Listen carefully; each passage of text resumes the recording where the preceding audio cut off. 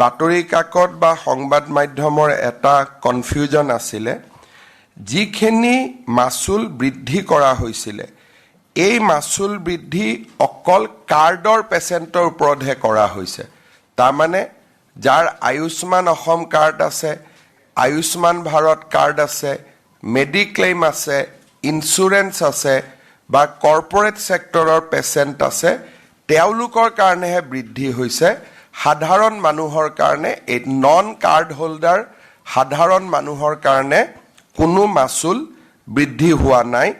আৰু সেইবাবে এই ক্ষেত্ৰত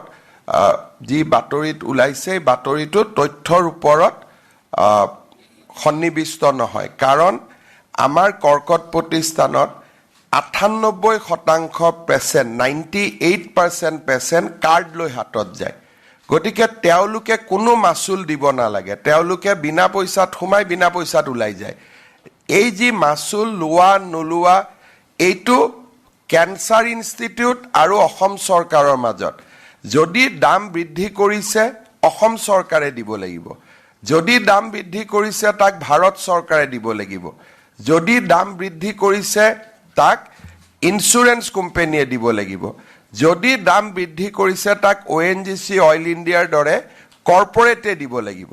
কিন্তু যাৰ কাৰ্ড নাই সাধাৰণ পেচেণ্ট যাৰ কাৰ্ডো নাই একো নাই বা খালি মাত্ৰ অপিডিত আহিছে তেওঁলোকে আগৰ দৰে যি পঞ্জীয়ন মাসুল 100 টকাই দিব জেনাৰেল বিছনা 200 টকা আছিল 200 টকাই দিব আইসিউত 1500 টকা আছিল 1500 টকাই দিব কেবিন হলে 3000 আছিল 3000 দিব শেয়ার কেবিন 2000 আছিল 2000 দিব তাৰ মানে আপোনাৰ মোৰ লগত যদি কাৰ্ড নাই যেনেকুৱা সাংবাদিক এজনৰ হাতত কোনো কাৰ্ড নাই তেওঁ গলে পুৰণা ৰেটটোৱে পাব কিন্তু যদি মানুহজন দুখীয়া হ'ব পাৰে কিন্তু কাৰ্ডখন লৈ গৈছে তেতিয়া কাৰ্ডত আমি এই দামটো বেছিকৈ লম কাৰণ ভাৰত চৰকাৰৰ পৰা আমি টকাখিনি উভতাই পাম সো ভাৰত চৰকাৰে যেহেতু আমাক টকাটো দিব বঢ়ালেও গতিকে আমি ভাৰত চৰকাৰৰ পৰা টকাটো লোৱাটো কাৰো আপত্তি থাকিব নালাগে ইন্স্যুৰেন্স কোম্পানীয়ে টকাটো আমাক দিব তেওঁলোকৰ পৰা টকাটো লোৱাত কাৰো আপত্তি থাকিব নালাগে বা ONGC অইল ইণ্ডিয়াই দিব তেওঁলোকৰ পৰা লোৱাটো আপত্তি নাই কাৰণ তেতিয়া আমি হস্পিটালখন ভাল কৰি চলাব পাৰিম কিন্তু যাৰ কোনো কাৰ্ড নাই সাধাৰণ মানুহ বা আমাৰ কোনো ধৰণে তেওঁলোকে চৰকাৰৰ পৰা সহায় নাপায়